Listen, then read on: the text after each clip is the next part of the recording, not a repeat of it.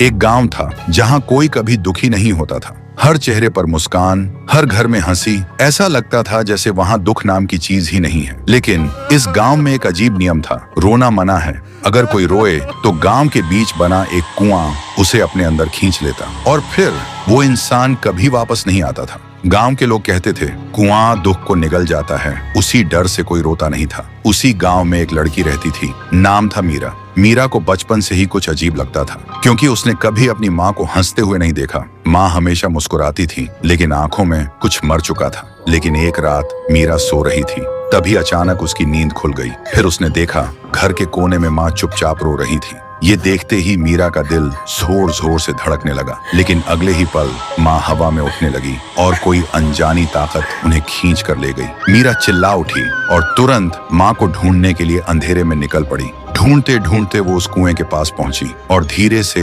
कुएं के अंदर झांका। लेकिन उसने जो देखा, उसकी सांस रुक गई। अंदर पानी नहीं था, बल्कि हजारों लोगों के चेहरे थे जो हंस रहे थे। तभी कुएं के अंदर से एक आवाज आई, हमें बाहर निकालो। और अचानक कुएं से एक काली छाया बाहर निकली। वो थी राई स्टार की टूटी हुई आत्मा। राई स्टार की आत्मा ने धीरे से कहा, ये लोग खुश रहना चाहते थे तो मैंने उनका दुख ले लिया। मीरा कांपते हुए बोली, लेकिन ये तो मर रहे हैं, तुम ऐसा क्यों कर रहे हो? तभी राई स्टार की आत्मा धीरे से बोला, बचपन में ही मेरी माँ मर चुकी थी। मैं सिर्फ अपने पापा के साथ रहता था, लेकिन पापा हर वक्त शराब में डूबे रहते थे। घर में खाने के लिए कुछ नहीं होता था और जब मैं भूख से रोता था तो वो मुझे मारते थे।